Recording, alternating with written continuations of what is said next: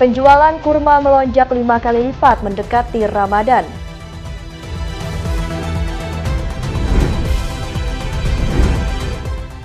Presiden Prabowo tiba di Amerika bertemu Trump dan hadiri Dewan Perdamaian.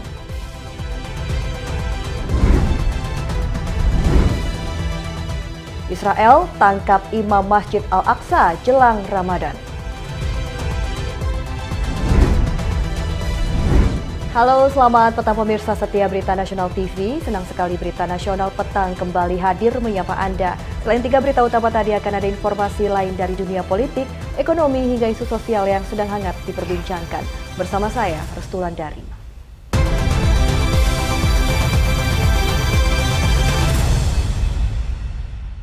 Kita langsung saja ke berita pertama pemirsa. Geliat menyambut bulan Ramadan begitu terasa di Cirebon, Jawa Barat. Jelang Ramadan, penjualan buah kurma di sejumlah gerai dan pasar tradisional mengalami lonjakan signifikan. Kurma merupakan camilan yang diburu saat Ramadan. Pedagang mendulang untung rupiah.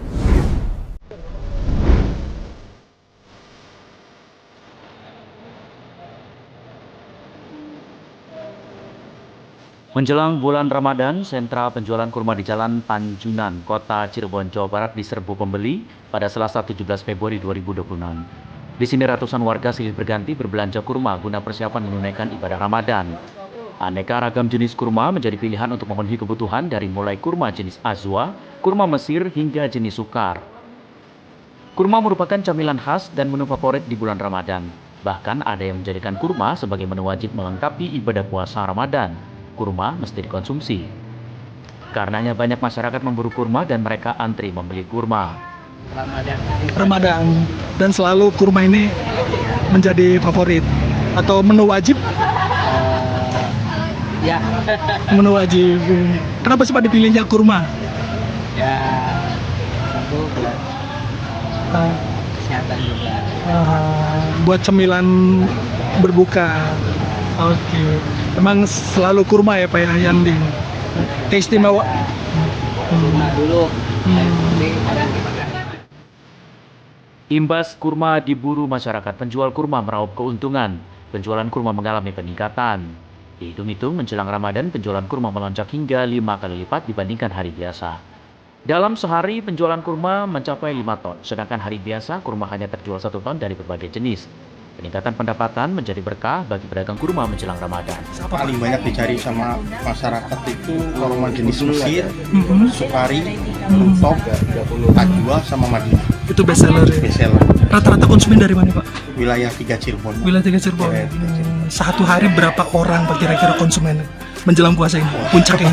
Banyak banget. Banyak banget ya? Ratusan ya? Alhamdulillah ya, dari Alhamdulillah. buka itu sampai sore ya seperti itulah kondisinya.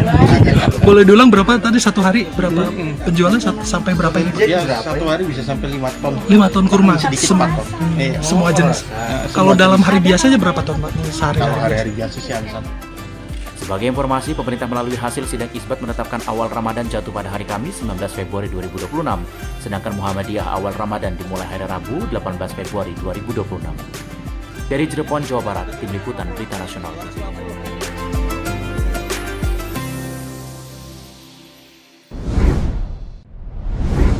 Ya, masih terkait Ramadan pemirsa, ratusan jemaah Muhammadiyah menjalani sholat tarawih berjamaah pertama pada Selasa malam. Masjid Baitusi Sifa di kawasan Pondokopi, Jakarta Timur dipadati jemaah Muhammadiyah yang menunaikan ibadah sholat tarawih.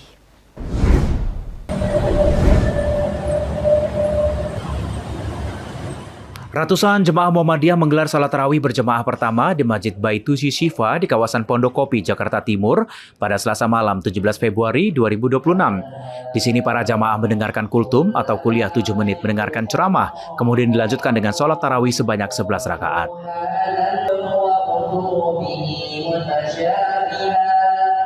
Syul Sani, Ketua Dewan Kemakmuran Masjid atau DKM Masjid Baitusi Sifa mengatakan pimpinan Pusat Muhammadiyah menetapkan 1 Ramadan 2026 atau 1447 Hijriah jatuh pada Rabu 18 Februari 2026. Artinya, sholat tarawih pertama bagi umat Muhammadiyah dilaksanakan pada Selasa malam 17 Februari 2026. Sholat tarawih ini diikuti 400 jemaah, warga antusias memenuhi area masjid di Rumah Sakit Islam Pondokopi, Jakarta Timur. Dalam kegiatan sholat tarawih ini tadi sebelum melaksanakan sholat tarawih diawali dengan kultum. Kultum ini kurang lebih 10 menit, 7-10 menit dengan tema menyambut Ramadan dengan gembira dan syukur. Untuk jamaahnya, alhamdulillah tadi bisa dilihat ini di sini penuh untuk jamaah laki-laki kurang lebih 250 sampai 300 karena penuh di sini. Kemudian untuk perempuan itu kurang lebih 120 orang. Diketahui salat tarawih merupakan ibadah sunnah yang sangat istimewa karena hanya selama bulan Ramadan. Ibadah ini sangat dinantikan seluruh umat Islam di penjuru dunia. Nandityo, Berita Nasional TV.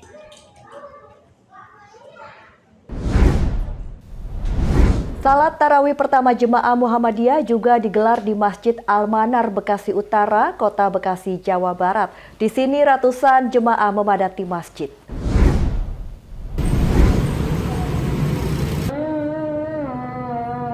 Ratusan jemaah Muhammadiyah menunaikan sholat tarawih berjemaah di Masjid Al-Manar, perumahan Taman Wisma Asri di daerah Kelurahan Teluk Pucung, Kecamatan Bekasi Utara, Kota Bekasi, Jawa Barat, pada Selasa malam 17 Februari 2026.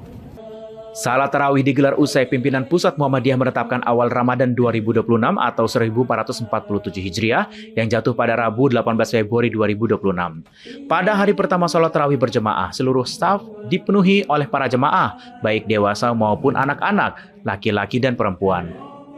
Endin Supardi, Ketua Dewan Kemakmuran Masjid atau DKM Masjid Al-Manar, menerangkan pihaknya sudah melakukan persiapan sejak jauh hari.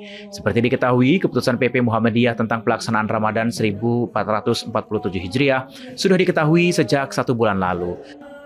Salat tarawih pertama dilaksanakan pada Selasa malam 17 Februari 2026 dan Ramadan pertama jatuh pada Rabu 18 Februari 2026.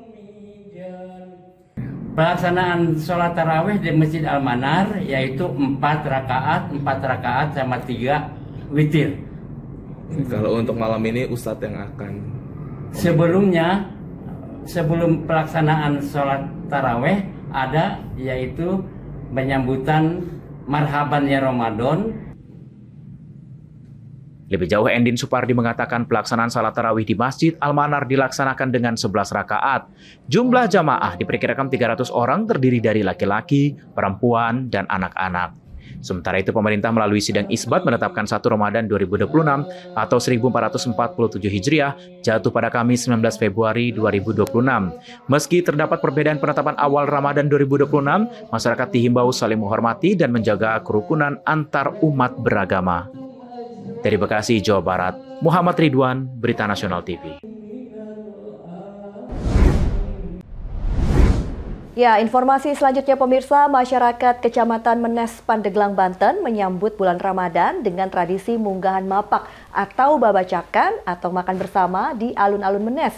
Tradisi ini melibatkan ribuan warga membawa makanan dari rumah. Tradisi ini juga mempererat silaturahmi serta sebagai wujud syukur dan sukacita sebelum berpuasa.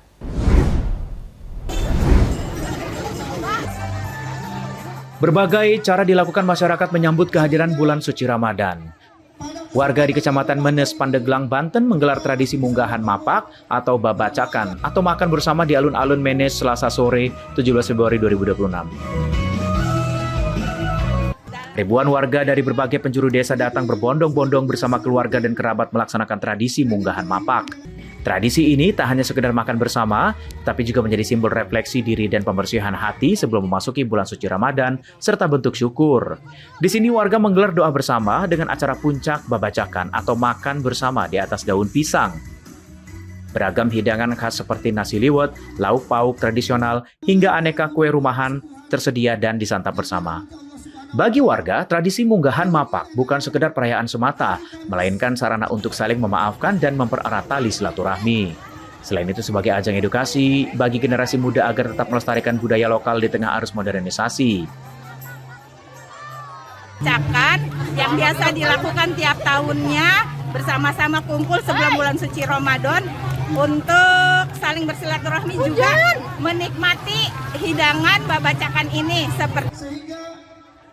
Pihak kecamatan setempat mencatat tahun ini merupakan kali keempat tradisi munggahan mapak yang diselenggarakan secara terpusat. Camat Menes Usep Sudarmana mengapresiasi tinggi antusiasme masyarakat menjadi tradisi ini sebagai agenda tahunan yang sangat dinanti kehadirannya. Kemudian juga kita isi-isi di bulan suci Ramadan nanti dengan kegiatan-kegiatan positif yang tentunya menunjang kepada pelaksanaan ibadah puasa kita. Dengan semangat kebersamaan dan nilai religius yang kental, tradisi munggahan mapak menjadi bukti nyata kearifan lokal masyarakat Pandeglang dan menyiapkan diri secara fisik maupun batin guna menjalankan ibadah puasa. Dari Pandeglang, Banten, Firman Arif, Berita Nasional TV. Presiden Prabowo Subianto tiba di Amerika Serikat. Apa saja agenda Presiden Prabowo? Informasi selengkapnya usai jeda di Berita Nasional Petang.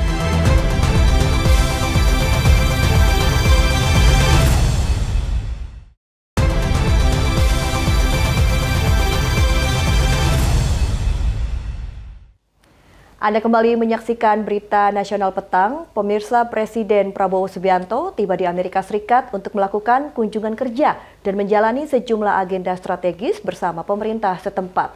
Kunjungan ini diharapkan mampu memperkuat hubungan diplomatik serta memperluas kerjasama ekonomi antara Indonesia dan Amerika Serikat.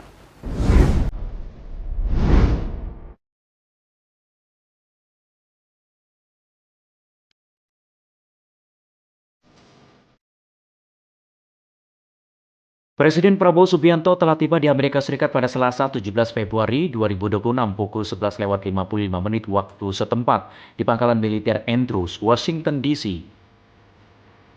Kedatangan kepala negara menandai dimulainya kunjungan kerjasama yang berfokus pada penguatan hubungan bilateral dan kerjasama strategis antara Indonesia dan Amerika Serikat.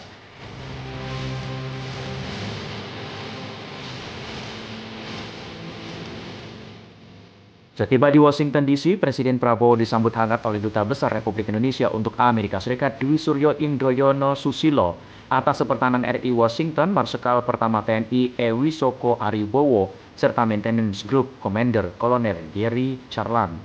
Penyambutan ini menjadi simbol erat hubungan diplomatik kedua negara. Dalam kunjungan ini, Presiden Prabowo melakukan pertemuan bilateral dengan Presiden Amerika Serikat Donald Trump.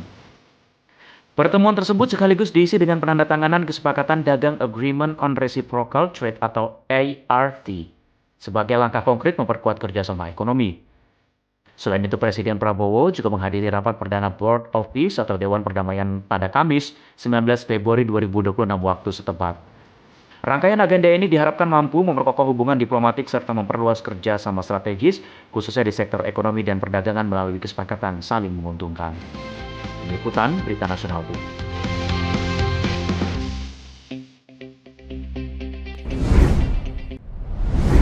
Ya, sebelumnya Presiden Prabowo Subianto meninggalkan Indonesia pada Senin 16 Februari 2026. Kepala negara bersama rombongan terbatas lepas landas dari pangkalan TNI Angkatan Udara Halim Perdana Kusuma, Jakarta.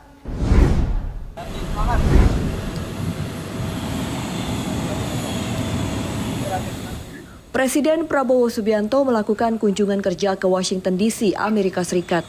Kepala negara bersama rombongan terbatas lepas landas dari pangkalan TNI Angkatan Udara Halim Perdana Kusuma, Jakarta pada Senin 16 Februari 2026. Dalam kunjungan ini, Presiden Prabowo didampingi Menteri Energi dan Sumber Daya Mineral Bahlil Lahadalia serta Sekretaris Kabinet Teddy Indra Wijaya. Kehadiran para pejabat tersebut menegaskan fokus pemerintah dalam memperkuat kerjasama strategis di sektor prioritas. Presiden Prabowo diagendakan melakukan pertemuan bilateral dengan Presiden Amerika Serikat Donald Trump. Pertemuan ini akan membahas penguatan hubungan kedua negara serta peluang kerjasama di berbagai bidang, termasuk ekonomi, energi, dan keamanan. Kunjungan kerja menjadi bagian dari langkah aktif diplomasi Indonesia dalam memperkuat posisi nasional di tengah dinamika geopolitik global. Pemerintah berharap hubungan bilateral yang semakin erat dapat memberikan manfaat nyata bagi kepentingan nasional dan kesejahteraan masyarakat. Tim Liputan, Berita Nasional TV. Sebelum meninggalkan Indonesia, Presiden Prabowo Subianto memanggil sejumlah menteri untuk membahas strategi menghadapi dinamika ekonomi global di kediaman pribadinya di Hambalang, Bogor, Jawa Barat. Pertemuan ini menegaskan komitmen pemerintah memperkuat diplomasi ekonomi berdaulat dan menguntungkan kepentingan nasional.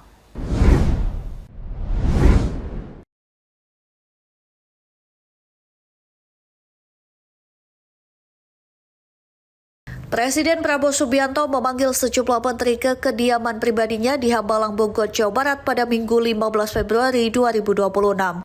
Pertemuan tersebut difokuskan pada penguatan strategi Indonesia dalam menghadapi dinamika serta perundingan ekonomi global yang terus berkembang.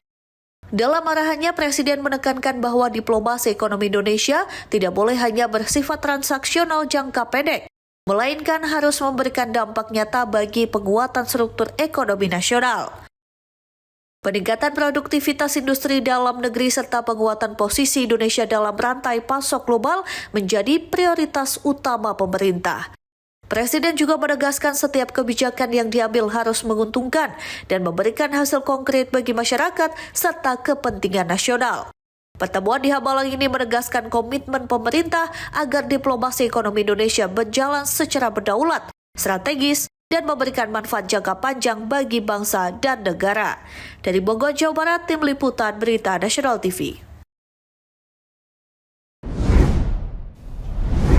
Ya, kita beralih ke informasi terkait Wakil Presiden. Pemirsa, Wakil Presiden Gibran Rakabuming meninjau progres pembangunan Jalan Tol Semarang-Demak sesi 1 di Semarang, Jawa Tengah.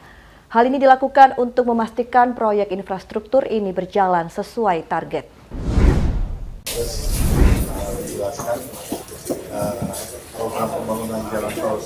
Ruas tol yang menghubungkan Kaligawe, Kota Semarang, hingga Sayung, Kabupaten Demak tersebut tidak hanya dirancang sebagai infrastruktur konektivitas, tetapi juga sebagai giant sea wall atau tanggul laut yang terintegrasi dengan kolam retensi Terboyo. Integrasi tersebut menjadi bagian dari sistem pengendalian rob dan banjir di kawasan pantai utara Jawa yang menghadapi tekanan lingkungan cukup serius dewasa ini. Dalam mengakselerasi penyelesaian berbagai proyek strategi nasional, Wapres menegaskan pentingnya pembangunan jalan tol ini sesuai timeline yang telah ditetapkan, sehingga dapat segera beroperasi dan memberi manfaat nyata bagi masyarakat. Selain mendorong percepatan konstruksi jalan dan giant sea wall, Wapres juga memberi perhatian pada optimalisasi kolam retensi Terboyo dan Sri Wulan. Ia meminta pemerintah provinsi dan kota memastikan keduanya tidak hanya berfungsi sebagai pengendali banjir, tetapi juga dimanfaatkan sebagai sumber air baku bagi masyarakat. Peninjauan ini menegaskan pentingnya pendekatan pembangunan yang terintegrasi antara konektivitas, perlindungan lingkungan, dan ketahanan pesisir. Hal ini guna menghadirkan infrastruktur yang tidak hanya memperlancar mobilitas, tetapi juga memberi perlindungan jangka panjang bagi masyarakat dari ancaman rob dan banjir. Dari Semarang, Jawa Tengah, Tim Liputan Berita Nasional TV.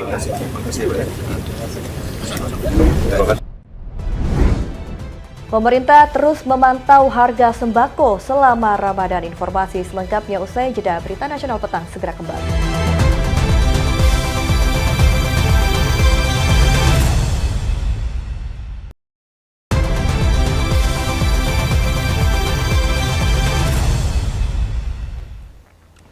Anda kembali menyaksikan Berita Nasional Petang. Pemirsa, buruh Indonesia tergabung inisiator aliansi buruh dan masyarakat sipil untuk perdamaian dan kemerdekaan Palestina meminta Presiden Prabowo Subianto memimpin Board of Peace atau BOP atau Dewan Perdamaian Gaza yang dibentuk Presiden Amerika Serikat Donald Trump.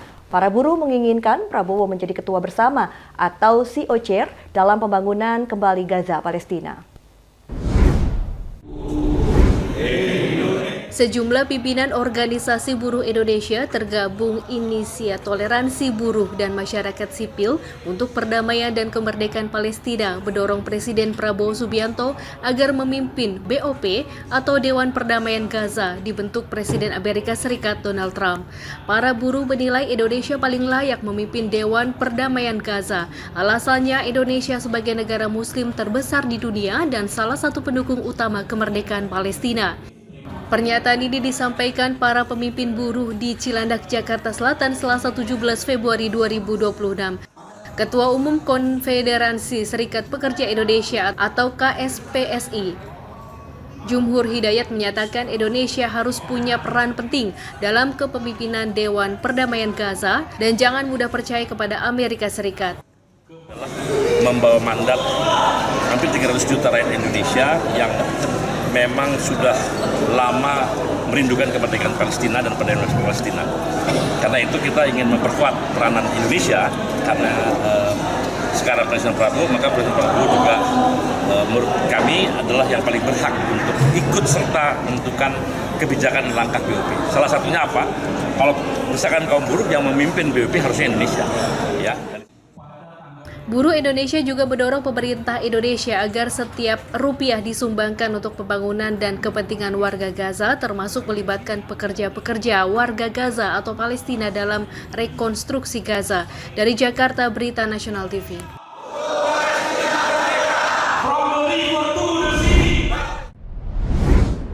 Kita beralih ke informasi lain pemirsa, pemerintah melalui Kementerian Perdagangan akan terus memantau kondisi harga kebutuhan pokok atau sembako selama Ramadan.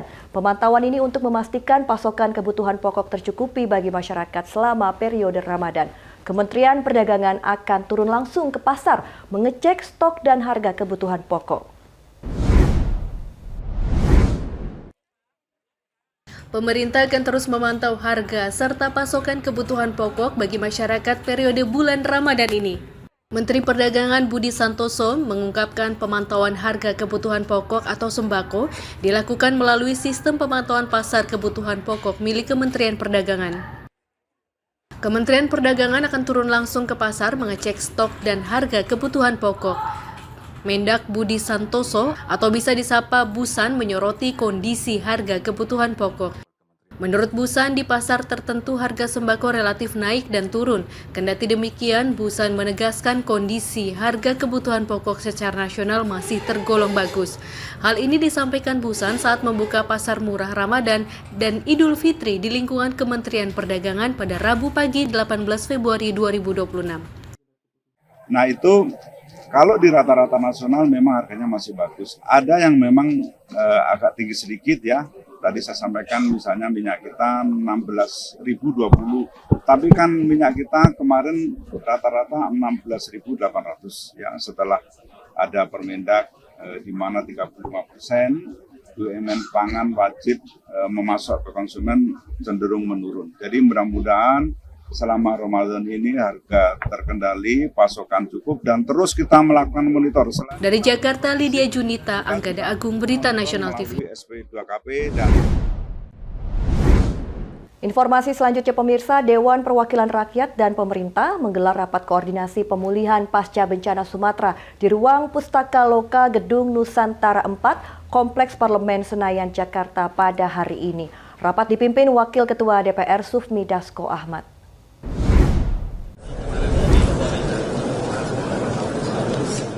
Dewan Perwakilan Rakyat dan pemerintah menggelar rapat koordinasi pemulihan pasca bencana Sumatera di ruang Pustaka Loka Gedung Nusantara 4, Kompleks Parlemen Senayan, Jakarta pada Rabu 18 Februari 2026. Rapat dipimpin Wakil Ketua DPR Sufmi Dasko Ahmad. Turut hadir dalam rapat antara lain Ketua Satuan Tugas Percepatan Rehabilitasi dan Rekonstruksi Pasca Bencana Sumatera, sekaligus Menteri Dalam Negeri Tito Karnavian beserta Menteri maupun Kepala Kabinet anggota Kabinet Merah Putih, serta dipimpin sejumlah komisi di DPR. Saat membuka rakor, Dasko mengingatkan ada sejumlah kesimpulan rapat digelar di Banda Aceh, pada 10 Januari 2026. Pertama, sebelum bulan suci Ramadan, roda pemerintahan di seluruh Aceh sudah berjalan. Selanjutnya, menurut Dasko, ada kesepakatan mengenai proses normalisasi sungai dan infrastruktur daerah terisolir. Lebih jauh, Dasko mengatakan penyediaan hunian sementara atau huntara akan disampaikan pemerintah dalam rapat ini. Tim Liputan Berita Nasional TV.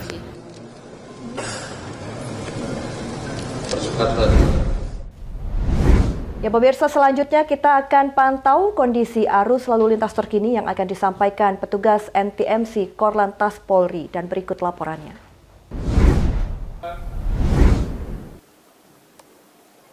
Selamat sore pemirsa, menjelang jam pulang beraktivitas masyarakat pada sore hari ini, saya Brigadir Putu Fungi dari NTMC Korlantas Polri akan mengajak Anda untuk memantau situasi lalu lintas di sekitaran Indonesia.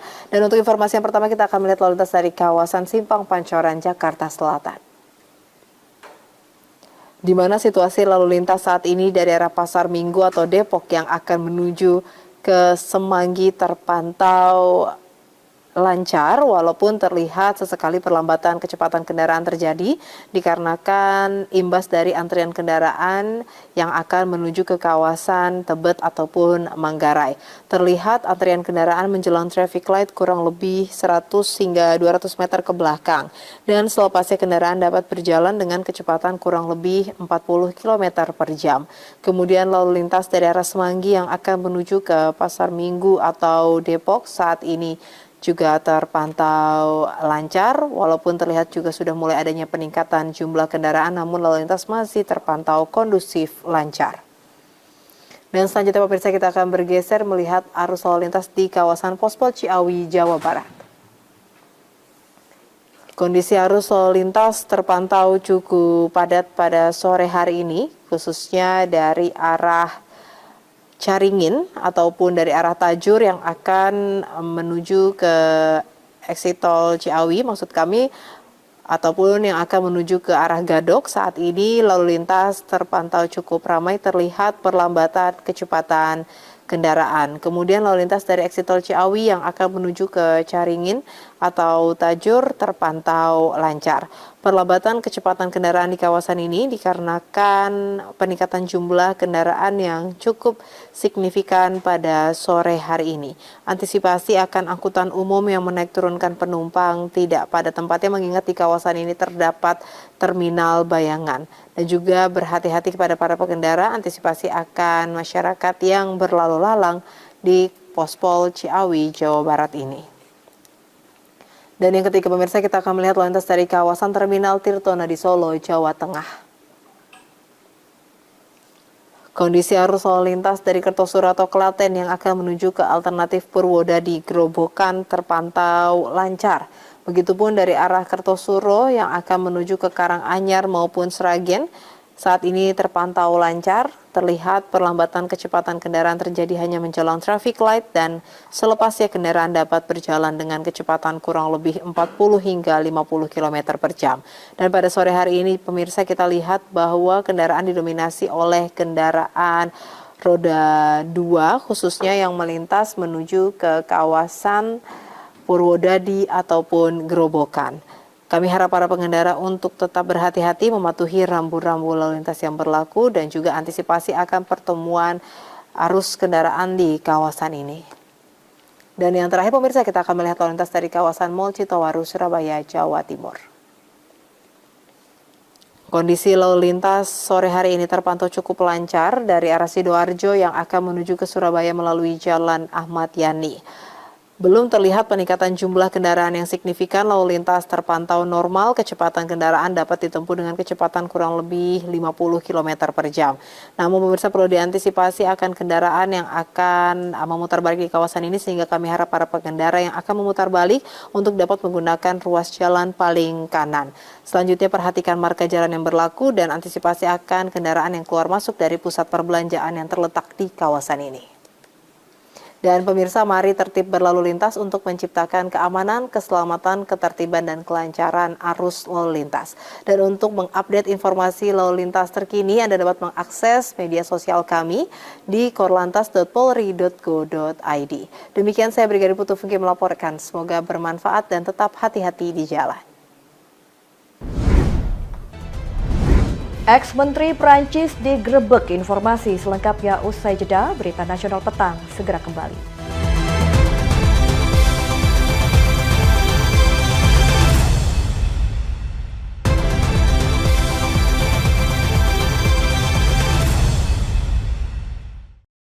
Anda kembali bersama kami di Berita Nasional Petang. Pemirsa, selanjutnya informasi dari mancanegara. Kepolisian Prancis menggeledah kantor Institut Dunia Arab atau Institut du Monde Arabe di Paris, Prancis. Penggeledahan diduga ada aliran dana menghubungkan keluarga Lang dengan Jeffrey Epstein.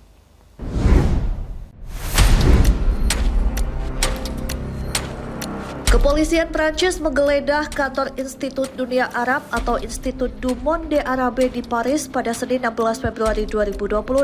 Langkah ini bagian dari penyelidikan terhadap mantan Menteri Kebudayaan Prancis, Jack Lang, dan putrinya Caroline Lang. Penggeledahan atas dugaan aliran dana menghubungkan keluarga Lang dengan Jeffrey Epstein, miliarder Amerika Serikat yang tersandung kasus kejahatan seksual. Penyelidikan kasus ini dibuka pada 6 Februari mengenai pencucian uang hasil penipuan pajak terhadap keluarga Lang.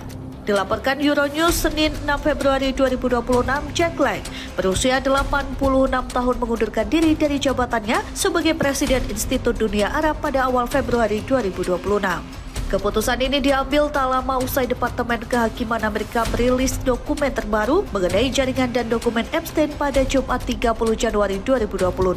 Nama Jack Lang tercatat muncul sebanyak 673 kali saat berhubungan dengan Epstein antara tahun 2012 hingga 2019. Lang dikenal sebagai tokoh besar di Prancis, pernah menjabat sebagai Menteri Kebudayaan pada periode 1981 hingga 1986 dan 1988 hingga 1993. Caroline Lang berprofesi sebagai seorang produser film, mengundurkan diri sebagai Kepala Serikat Produksi Independen pada 3 Februari 2026, 3 minggu setelah pengangkatannya. Ia mengakui Epstein sebagai kenalannya. Nama Caroline Lang muncul dalam surat yang ditandatangani Epstein 2 hari sebelum kematiannya pada 2019.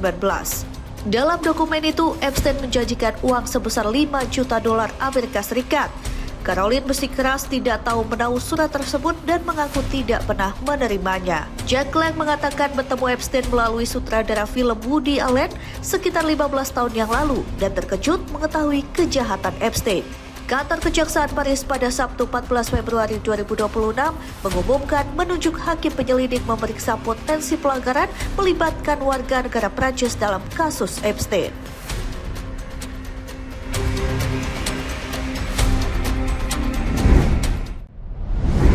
Pemirsa, menjelang Ramadan, polisi Israel menangkap Imam Masjid Al-Aqsa, Syekh Muhammad Ali Abbasi, di komplek masjid di Yerusalem Timur. Penangkapan terjadi saat meningkat tindakan otoritas Israel menargetkan Masjid Al-Aqsa.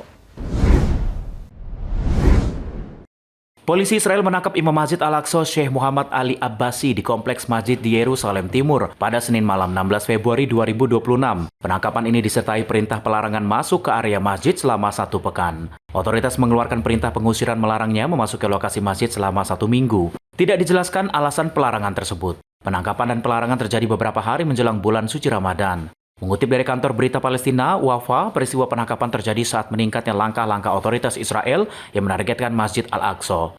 Langkah-langkah tersebut mencakup pembatasan terhadap imam, penceramah, serta al-murabitin atau kelompok yang kerap berada di area masjid, serta pembatasan akses masuk bagi jemaah. Selain penahanan terhadap tokoh agama, pembatasan juga berlaku terhadap aktivitas lokal. Sumber Palestina melaporkan lebih dari 250 perintah pelarangan masuk ke Al-Aqsa sejak awal tahun 2026, serta pencopotan sekitar 25 pegawai wakaf Islam di samping penangkapan lain. Otoritas Israel juga mencegah administrator wakaf Islam melakukan persiapan logistik Ramadan, termasuk pemasangan struktur peneduh, titik medis, dan pengaturan organisasi bagi jemaah. Selain itu, otoritas Israel diperkirakan akan memberlakukan pembatasan demografis, hanya mengizinkan sebagian warga Palestina berusia lanjut untuk masuk. Sebagian besar warga tepi barat dibatasi aksesnya. Diketahui, Masjid Al-Aqsa merupakan situs tersuci ketiga bagi umat Islam di dunia. Di Yahudi menyebut kawasan tersebut sebagai Temple Mount dan meyakini di lokasi pernah berdiri 2 kuil Yahudi pada masa kuno. Israel menduduki Yerusalem Timur, tempat Masjid Al-Aqsa berada, dalam Perang Arab-Israel pada tahun 1967. Pada tahun 1980, Israel mencaplok seluruh kota tersebut dalam sebuah langkah yang tidak pernah diakui oleh komunitas internasional. Ya, Arab Saudi menetapkan 1 Ramadan 2026 atau 1447 Hijriah jatuh pada Rabu 18 Februari 2026. Sejumlah negara tetangga di kawasan Teluk seperti Oman, Qatar, dan Uni Emirat Arab juga mengumumkan awal Ramadan pada hari yang sama.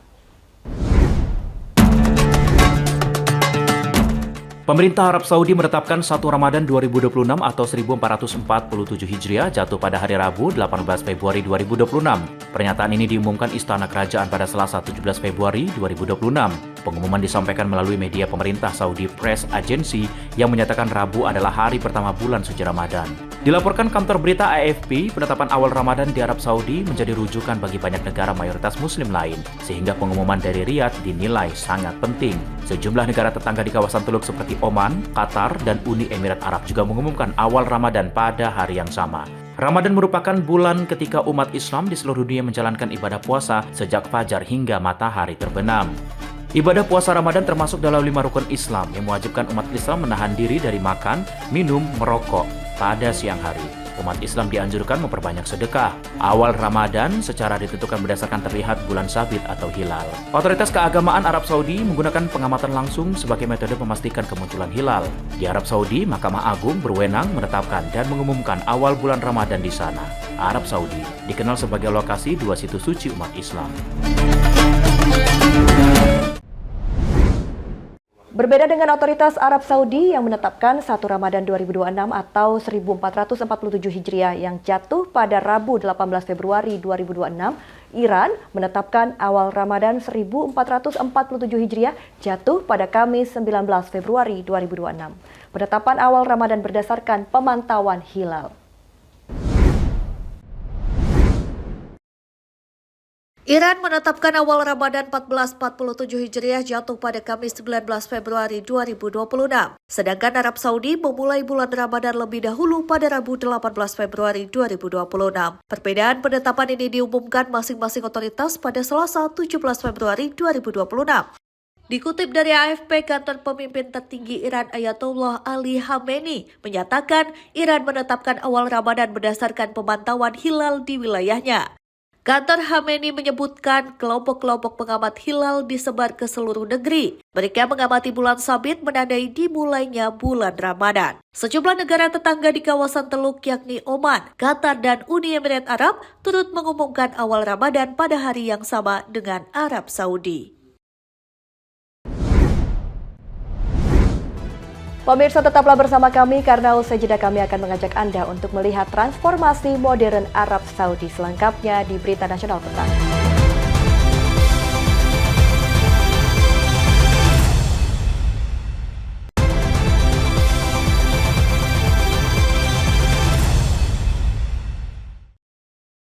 Anda kembali bersama kami di Berita Nasional Petang. Pemirsa, Arab Saudi, negeri yang selama berabad-abad dikenal sebagai pusat peradaban Islam dunia, tanah kelahiran Nabi Muhammad SAW, sekaligus rumah bagi 2 kota suci Mekah dan Madinah. Namun saat ini negara di jantung Jazirah Arab ini tidak hanya berbicara tentang sejarah dan spiritualitas, tetapi juga tentang perubahan besar, transformasi sosial dan pembangunan modern berskala global. Bagaimana sejarah tanah suci ini? Berikut tayangannya untuk Anda.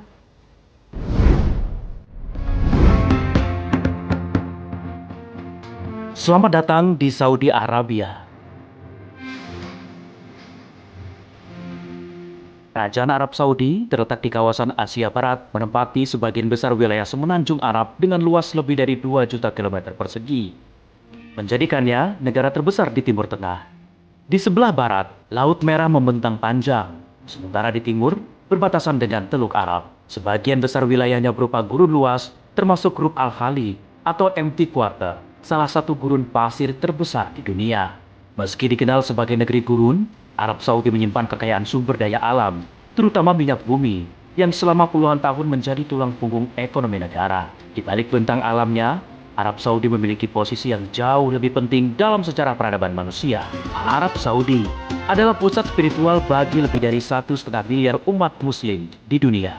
Di kota Mekah berdiri Masjidil Haram dengan Ka'bah sebagai kiblat umat Islam. Sementara di Madinah terdapat Masjid Nabawi, tempat dimakamkannya Nabi Muhammad SAW. Setiap tahun, jutaan muslim dari berbagai negara datang menunaikan ibadah haji dan umrah. Islam bukan hanya agama, tetapi menjadi bagian dari identitas nasional, budaya, pendidikan, hingga kehidupan sehari-hari masyarakat.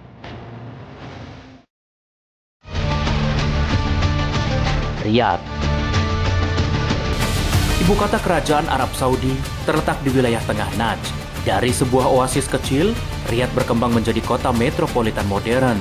Di kota inilah pusat pemerintahan berada, termasuk istana kerajaan, dewan menteri, dan kementerian utama. Gedung pencakar langit modern berdiri berdampingan dengan situs sejarah seperti di Riyadh, tempat berdirinya cikal bakal kerajaan Saudi.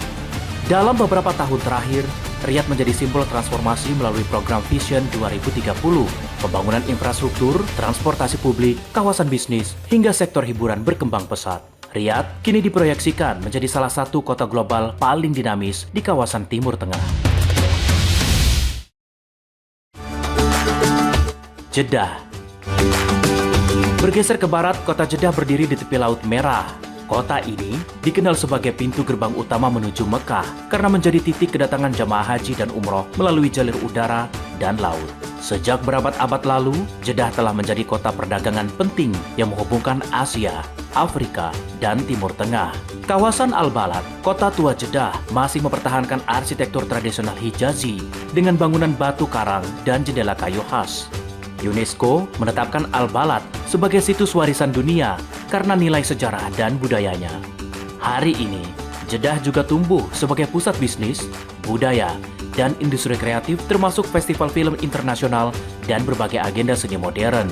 Jeddah menghadirkan wajah Saudi yang kosmopolitan, terbuka, dan beragam.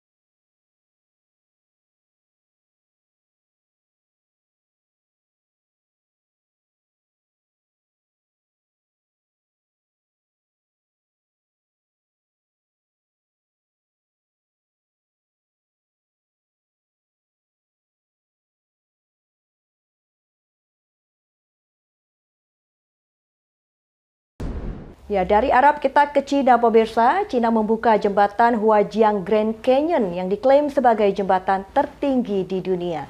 Jembatan ini menjulang 625 meter di atas sungai dan ngarai di Provinsi Guizhou, kawasan pegunungan terjal di selatan Cina.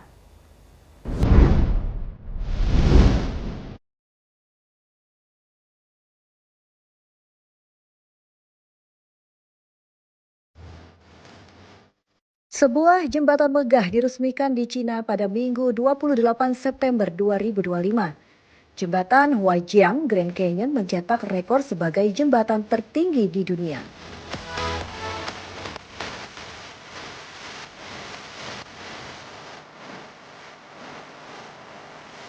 Struktur Huajiang Grand Canyon Bridge membentang setinggi 625 meter di atas sungai dan ngaran Peipan di Provinsi Guizhou, kawasan pegunungan terjal di selatan Cina. Jembatan ini dibangun kurun waktu 3 tahun, nyaris setinggi Menara Shanghai, memiliki 128 lantai, dan merupakan gedung tertinggi di negara tersebut.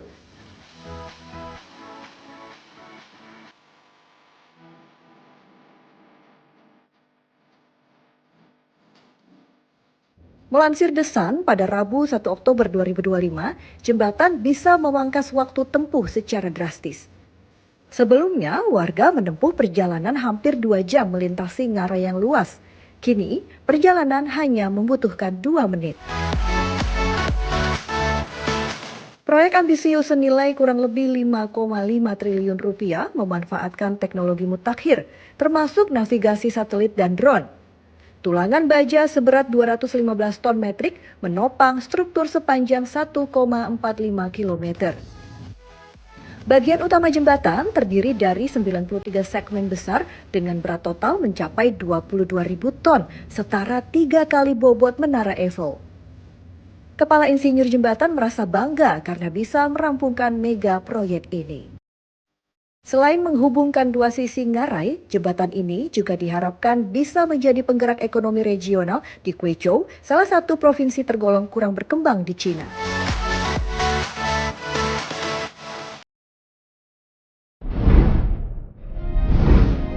Ya, informasi tadi sekaligus menutup perjumpaan kita di Berita Nasional Petang kali ini. Saya Restulandari beserta kru yang bertugas pamit undur diri. Selamat petang dan selamat kembali beraktivitas. Sampai jumpa.